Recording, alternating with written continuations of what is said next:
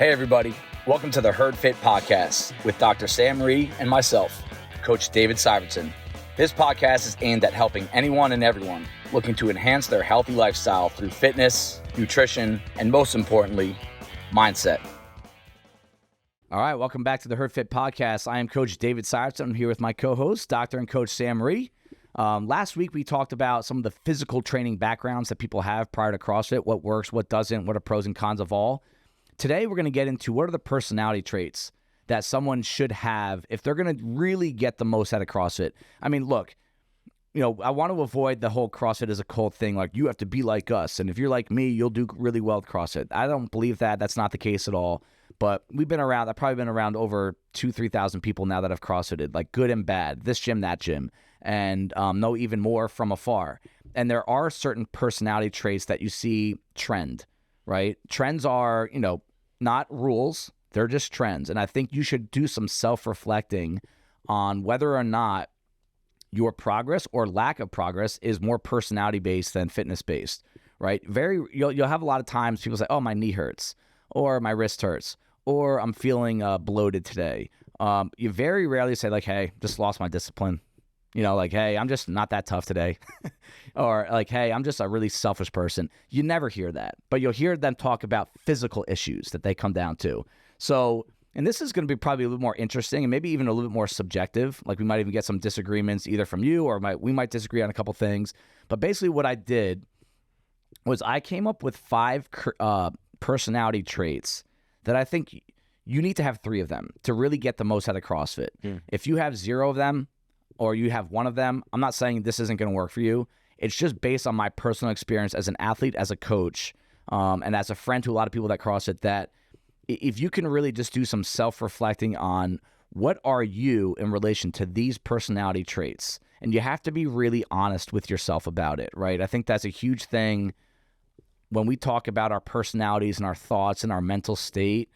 We might want to come across a certain way to other people, and if you do that, more power to you, don't really care.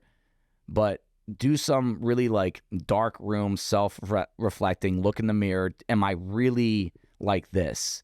And I think it could really help bring some clarity to, is this for me? Or is there more for me to bite off here if I can fix some of these personality traits rather than saying, hey, I'll just come in and do an extra workout. I'll start doing this program, or I'll find a new training partner. I think personality traits go a long way. I would even, after doing this for 12 years now, I would even say it probably goes further than the physical traits. I would agree with that. The other thing is that I was looking at this list, and I feel like if you have at least a little bit of these traits to begin with, CrossFit will help enhance these for you. So I feel like personally I have grown, and some of these traits have actually gotten better in me, like the ones that maybe I wasn't so great at the beginning. Yeah. So, and I don't know if that's just that I had them and it just got uncovered more, or that I actually built up more and got better at these things. But I agree, like all of these things I think I think they're positive, and I would agree that these are, it's interesting. 3 of 5 is interesting. I want to break those down and see what you think of that. Great point. Just to give a little free advertising to Sam's Botox and Burpees podcast, because you put something out there yesterday that I loved. It said if you really want to grow a business relationship, don't golf with them. You should CrossFit with them. Absolutely. And I was like, holy shit, that's awesome, because it's so true. I've done both. I've golfed with people professionally. Like when I worked in finance, that was a big thing we did with clients in Houston and Calgary. We went on golf trips and business dinners and fancy dinners and all this stuff. You don't get to know them that well. Everyone could put on a front in those situations, maybe a little bit more than you would in a office setting. But in CrossFit, like Kyle Rader does this a lot. What's up, Kyle? Okay, Kelly. He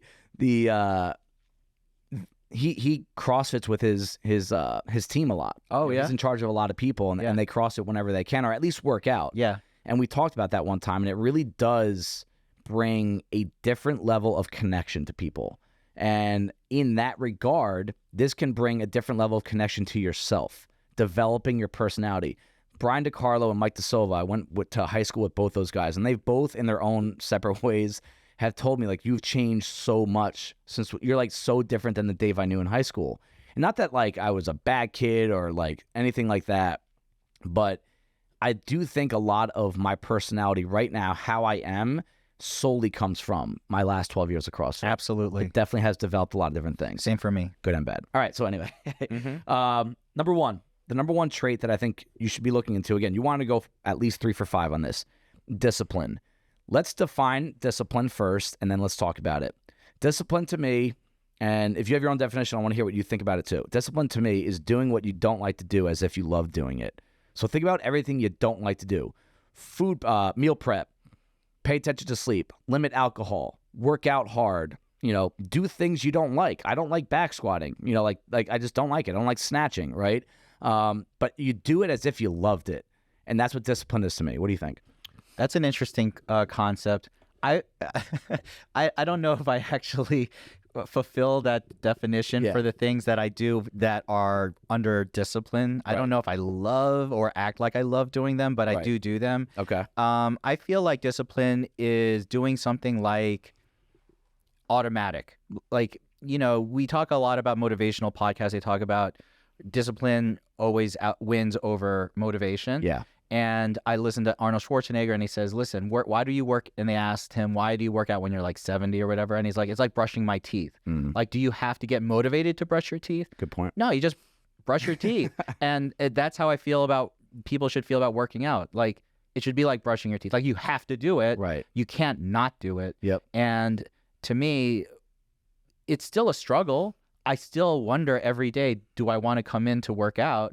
But the discipline is that part of my body or brain that just says, dude, you just have to do it. Yeah. Do I love it? Do I love, wanting to do thrusters or run like the workout today? Yeah. I don't know if I'm going to love it, but I will come in and do it. Yeah. And you can apply this to other areas of your life. I bet there's some parts of your job that you don't love to do. Like there's probably things about your job that you like to do more than others, but you still have to do it because it's automatic. Absolutely. Yeah. And that's grown over time. I think most people can relate the workout and how hard it is, and coming in and doing it to other aspects of their life, and that's how you get better both in and outside of the gym with that. It's like part of me thinks, part of the reason why we have a class size issue at 6 a.m. right now is it's a very disciplined group of people. Very. Like they are like, no, I don't always want to come in, and trust me, I get plenty of feedback on what workouts suck. But they're so disciplined that they just automatically, they get up, brush their teeth, hopefully, all right, put deodorant on, hopefully, and then they come and they work out.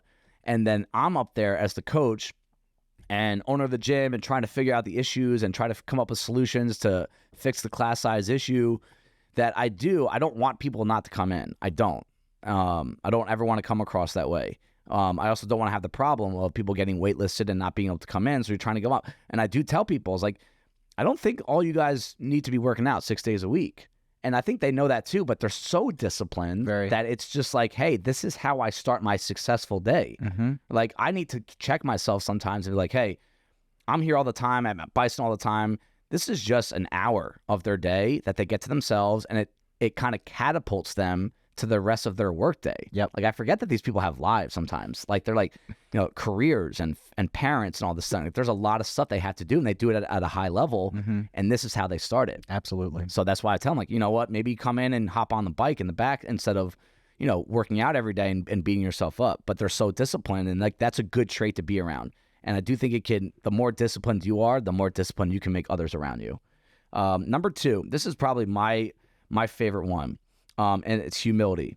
I think it's probably, if I had to rank this, discipline and humility would be 1A and 1B.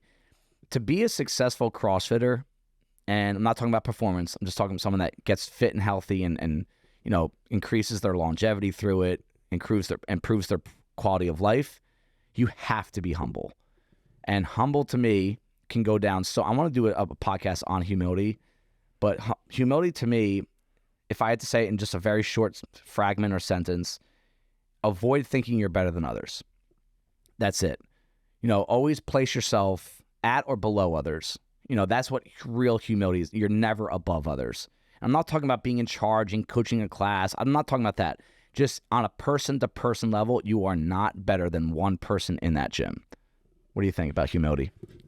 Might be one of the most important things in terms of longevity for a CrossFitter. Yeah. I have seen so many new people come in thinking they were fit, and they got hammered on workouts, or someone just said it today, like some girl outlifted them, and they are like, what's going on here? And either you can accept that and say, I need to get better, or say, this is not right, and there's something wrong, and I am really fit, so I'm going to go find something else to do. And we have seen a lot of people try it and then leave because they felt like they weren't good at it. Mm-hmm. And you know what? Guess what? Nobody is like really good at it, like, or at everything. Right. You know, like as good as you are, like, let's match you up against someone who does pistols and see how that goes. Yeah. Or a run, Right. or a heavy lift, Right. or anything. Like, Right. you're just not going to be that person all the time. Yep. And if you want to be that person, you do have to find something else. Yeah. That doesn't mean you can't be competitive. I still work hard Absolutely, yeah. to try to beat somebody. For sure. But if I don't, I don't base my life, my self-worth, my self-esteem on beating everyone or being better than everyone in the gym. Mm. And anyone who does, if they don't have that humility or lack of ego, they're not going to do too well here. Yeah. I mean, I think the people that I've always said, my line with CrossFit is everyone should try it. Every single person on planet Earth should try CrossFit if you have the opportunity to, if you have the means to. But it's not for everyone. And I think the people it's not for, if you really struggle with humility, and it's a hard thing to admit, right? You don't see a lot of people out there saying, no, I'm not humble. But there are people that do lack it. And I think it creates a lot of problems for themselves and people around them. But what is, I'm going to put you on the spot here. What is something you can see from a coaching perspective if someone has humility or not? That's a good question. Do you want to think about while I answer it? Yeah, go ahead. Okay. So my answer to that, probably unfair because I didn't put that in the outline. My answer to that is I observe how someone acts before and after a workout. All right, so how are they acting before and how are they acting after? But that's not always the answer. I think a better answer would be how do they act before, after a workout on a day they do very well on? How do they act in contrast to how do they act on a day before and after a workout, on a workout that they really struggle with, borderline maybe even embarrassed by.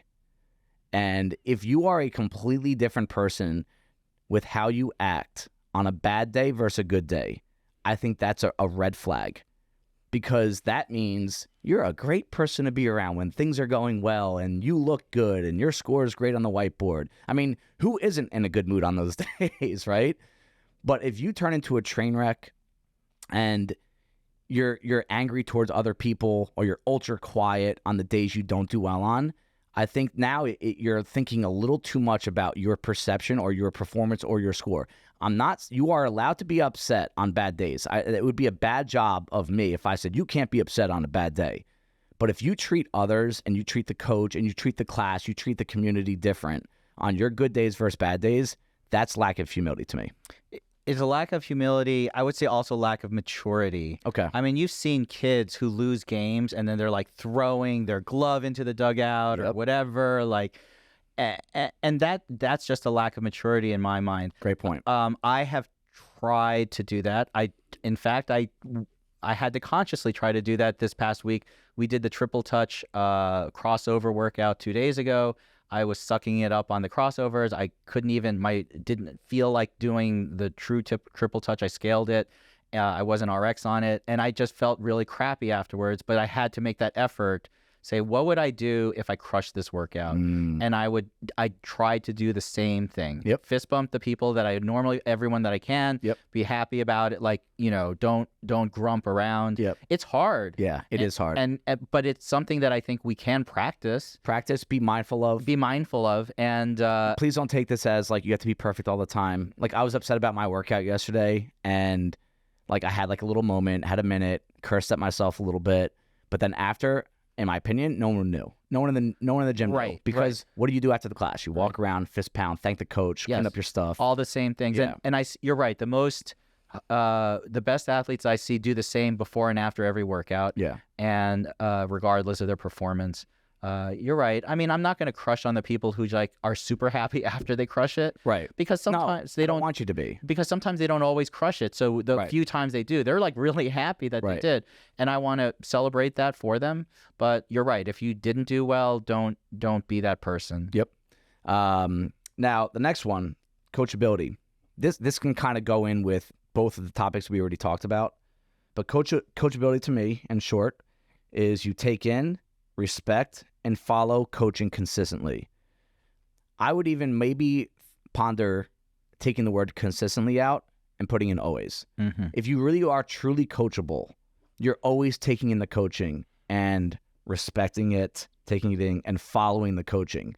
Now, this is where I kind of devil's advocate myself. If you don't agree with the coaching, mm-hmm. Like I've had Heidi has said to me a few times that there's a few moves that she gets better at, wants to get better at. I throw her scaling option. She goes, you know what? Like, I think I'm going to get more out of it doing this way. She's not necessarily wrong, mm-hmm. but does that mean she's not taking coaching? So this is a little sensitive, and Heidi's very coachable. That, there's a few different ways you can approach this, but I do think if you want to have a successful CrossFit, especially at the start of your journey, you got to be coachable. I spend more time talking about this with my beginners when they start in our beginner sessions. We spend more time talking about this than talking about movements. Like, I actually teach the movements less now in beginners, and I have more conversation with them about being coachable. Yeah. Coachability means you have to trust the coach. Yeah. And if you don't trust the coach, then why are you even there? True. Now, there are different degrees of trust, and sometimes you have to work with the coach on a longer basis before you really sort of understand their methodology and what they do. Like, there's certain coaches that I have been skeptical about, and then it took me some time to really understand what they were doing, and then really sort of embrace their methods. Mm-hmm. And I'm not perfect as an athlete. Like, I'm not like some people in the gym where the warm up happens and they disappear for like 15 minutes and then show up again afterwards, and don't do anything.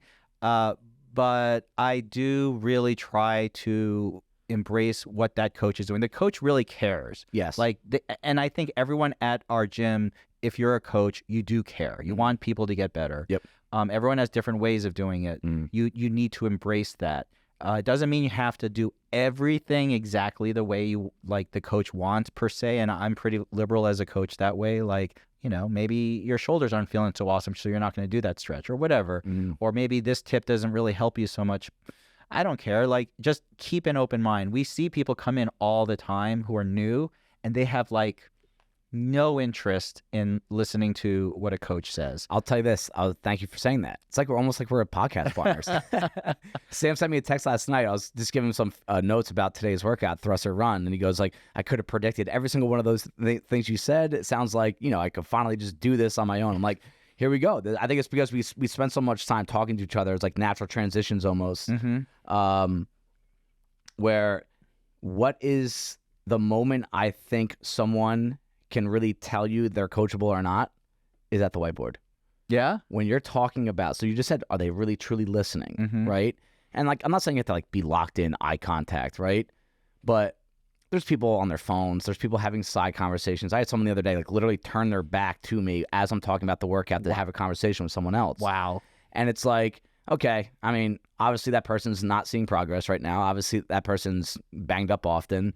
And I'm not saying that's why, but it's a part of these personality traits that are going to help or hurt you with CrossFit as you get into it. And when we do our whiteboard talks, we put a lot into them, and they're very important now with big classes because you can answer a lot of questions there rather than answer 20 individual ones.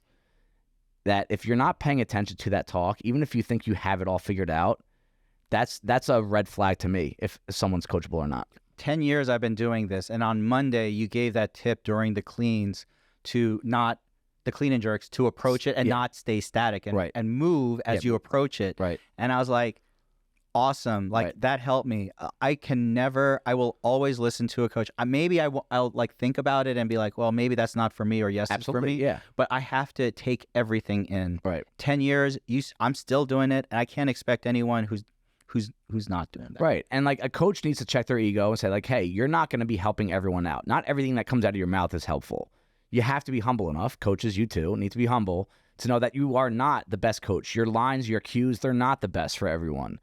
But there's a give and take here with coaches and athletes that when the coach is talking, especially at the whiteboard, I still think it's the most important part of class. Yep. All right. So what do you do about the people who show up late and then like miss half the whiteboard talk? I just think bad thoughts about them. I will say though, it's for me, maybe it's a fault of my own. It's easier for me to help someone that's coachable than not. So true. Like I am much quicker to help someone. I've had some people tell me that I play favorites in this gym, and I don't. I will prove that I don't. But the people that I do like to favor are coachable. Has nothing to do with their talent, ability level, guy, girl, young, old. Are they coachable? Do they listen? Do they show respect? If you want respect, you got to show respect. Showing respect is not turning your back on someone while they're talking to them. Like imagine you did that at a business meeting. Wow. You're at a business meeting. I'm in a room with you. You're up there giving a break presentation, and then I turn my back and start talking to someone else. I'm not getting that raise next quarter. So I have two left here. One of them, this is going to be a little outside the box, and it's totally okay if you don't agree. Selflessness. I think it's one of the most important traits if you want to get the most out of CrossFit, to be selfless, not selfish, selfless. And my note that I have next to this is nobody likes to help someone that's selfish. And I bring that up. Yeah, you know what? Give me your opening thoughts on this, because this one's a little weird. It is helpful, but I would say we have some high-level CrossFit athletes at our gym that are not considered selfless, Got per it. se. Okay. But I understand that their focus on performance is maybe paramount or significantly high, or to the point, and maybe they just haven't gotten to that point where they can expand their mind out more. Right. It's not that they're selfish, it's just their focus is pretty narrow. Right. And there are certain points to be a high-level athlete. The high-level athletes say this about themselves. There are certain times of the year you have to be selfish. I don't want to put myself in that tier, but I don't want to talk about someone else because they're going to get upset. So I'll say when I get close to Legends, like a week or two out, or the quarterfinals, if I'm competing in it, I will make some selfish decisions. Absolutely. I'll give a class or two away. I'll tell someone else to go coach my classes. Ash is on Brock duty. I even feel going out to Legends a couple of those times was like I'm left Ash with a baby by herself while she's working a full-time job. That was selfish. Yeah.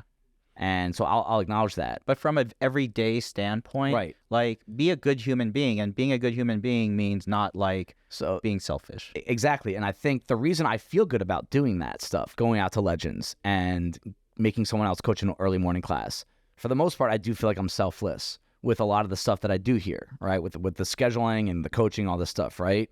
And that's why I bring this up is at some point, you're going to need something. You're going to have to be given something. You're going to have to take something in. No one here just gives. You do take in, whether it's attention, whether it's help. And the benefit that someone can get from a CrossFit community is life-changing, all right? And I'm not exaggerating that point. It can change your life. The community, take the fitness out of it. The community can change your life. But if you're someone that constantly has this perception that you're all about yourself, you want that pull-up bar every time. You want that zone. You want to be with that person on a Saturday. You want this barbell. You want to be this close to the door on running days. You want to be this zone on ring muscle-up days. There's a lot of people are going to pick up on that. They're not going to want to help you out. You're not going to see the benefit. So I'm always big on, if you want to receive, if you want to be given, you have to give out. You can't just take. Now, like I said earlier, it's similar to the coachability. If you are someone that has that perception, you build on that. You're constantly taking, constantly asking, constantly taking, constantly asking, but you're not giving back 2, 3, 4, 5 years in, that's going to be your reputation. And you are going to be the last person that we want to help out. It is about community. Golden rule goes a long way here. Yeah. I agree about you're 1,000%. You may last a little while, but sooner or later, you're right. They're not just going to really be that enthused about helping you. And like I said, I've been here the longest. I've coached here. I own the gym. Like I need help from people here a lot. And I always am hesitant to take help because I'd rather err on that side than be the person that's always asking and taking. And I'm nervous about that all the time. It's like you guys tell me all the time, like, you got to do this. You got to give this job to that person, give that job to that person. You got to take some off your plate, blah, blah, blah. And I've gotten better at that over the years. But part of my thought is this, like, I think to be a key part of the community that helps this thing grow and be selfless as a gym, you have to show that yourself. Very true. All right. Last one, curious. This is the personality trait that I think you need to get the most out of CrossFit. You need to be curious. All right, my note under here. Okay, and wanting to learn, spend your free time trying to learn even more. So when I started CrossFit, Chris did this a lot too. We just sit at our broker desk and just watch YouTube videos of workouts. Dan Bailey, Rich Froning. That's back when like they were, just, very young guys in the sport. And like, oh, today's workout has thrusters in it. I'm going to go watch 18 minutes of thruster videos on YouTube so that I can really be prepared for tonight's workout. I think that helped me a lot early on, is that I wasn't just showing up for that 1 hour, and that's the only time I'm thinking about CrossFit. I was very curious about learning about aerobic capacity, nutrition, zone, paleo, like just doing all this research on my own. And a trait that I've seen with a lot of people that start off is that might be used to a boot camp or a personal trainer where they basically just did everything for them. Mm-hmm. So you just showed up and did your thing, which is fine. You'll get something out of it. But I think if you actually kind of dive into the CrossFit lifestyle and all the literature out there and the videos now, with all the content there is on CrossFit, it's just limitless now. You can learn so much that would help you at the gym. I would also phrase this as wanting to get better and not being complacent. So you what you describe is constantly wanting to get better, to learn more, to expand your knowledge, to get better. I have seen some people who don't want to necessarily do that. They feel very comfortable. You know what? I've always done my power cleans at 65 pounds. This workout, I'm going to do the same, and that's it. And if a coach says, hey, listen, like, you've been doing this really well and your time is really good, why don't you push it to 70? They're like, what? Like, no, like pushing outside that boundary is not what they want. And I feel like the great athletes that we have are the ones that are constantly looking to improve. Yep. And whether it's, like you said, learning more or pushing on their movements or maybe their weights or getting, all of these things. And that's the thing about CrossFit is you should always be a little uncomfortable with what you're doing. Like, I am a little uncomfortable or a lot uncomfortable many days. Yeah. And I always want to see, and sometimes it's like, maybe it's a step back and then step forward, but you should be, after a year, look back and be like, wow, look how much stuff I learned. Look where I was and how much more I still have to do. And there's always something in CrossFit, whether it's nutrition, like you said, or sleep, or your lifestyle, or barbell technique, or gymnastic technique, or new movements. Like I mean, at this point, I'm almost sick and tired of it. I'm like, triple touch, what the hell? Like, why are we doing this? And it's because you're pushing us to learn new things. Yeah. Handstand holds, like. Just wait till that upside down complex I have coming right. Oh my God. Like, I have to fight that resistance to say more stuff to learn and just be more open to it and use that mindset of curiosity and the willingness to get better. Right. And just to keep the wheel spinning. Yes. Like, you see this when people sign up for a competition. It's like they've been CrossFitting for 6 years and they're like, oh, Garden State Open, barbells and beers, blah, blah, blah. And it's like, you'll have a random first timer. Like, they're curious. What is it like to compete? And then, what is it like, the process leading up to my competition? Like, what do I have to do? I have to meet here on a Sunday? On Sunday is my rest day. Or I have to practice synchro toes to bar with people? Or like, what is this person's name even? It's like, but then it's also like, you could even take the fitness out and curious about the people here. Yeah. Trying to branch out at some of the social events that we do that, Liz is doing a great job with, like, just like getting there and meeting people and seeing people in a different light, right? Like, you think you know someone at the gym, which you do. You see a lot of traits, but sometimes you really get to know them outside the gym. Like, that's curiosity to me, is that you show up to a party or a bar or, just talking with someone after a class. And I think the more curious you are about learning more, whether it's about people, workouts, movements, energy systems, nutrition, it's going to help you get more out of this, right? Where it's not going to just be an hour of your day. I do think the people that just come here for an hour and they don't dive into the other stuff, whether it's social or lifestyle stuff for yourself, their progress is really, really limited. If they're never looking into things outside on their own, trying to learn, read, listen, watch. So true. All right. So those are the traits, guys. Just reflect on those. Again, I want to just close it with saying you don't need all 5 of them. I think if you don't have, if you have 3 of them, I think you're going to be in a good spot. And this takes some really hard to do, honest self-evaluation. Look yourself in the mirror. But then even if you feel like, oh, I have all these, like, what can you do to enhance them? Because I think if you enhance these 5 personality traits, you're going to get more out of CrossFit. I think you're going to get fitter, healthier, and happier. And you might see it from a different lens, which at some point, veteran CrossFitters, you're probably going to have to do. You're going to have to look at this from a different lens than where you started. Very few people have the same lens for 10 years in a row. I would say I have 3 of these and maybe half of 2. Okay. Well, you know what? Well, you've met the minimum, right? So there you go. You just made the cap. Just barely. Just under the cap. But yeah, if you guys, I would love to just so you guys know, whenever we get feedback on episodes, like we always appreciate that, whether it's good or bad. We've had both, by the way. And we don't get upset if anyone disagrees with what we say, or if we're missing out on a trait that you think, like Ryan Ratcliffe just told me, he's like, I think toughness needs to be up there. And toughness to me kind of falls under the discipline factor. But that really can be a personal trait. Are you tough or not? And so that's something you can work on, and CrossFit can bring the most out of. So I got to go get my son. He's probably running around the gym right now like a madman before my wife goes to work. So we will see you guys next week.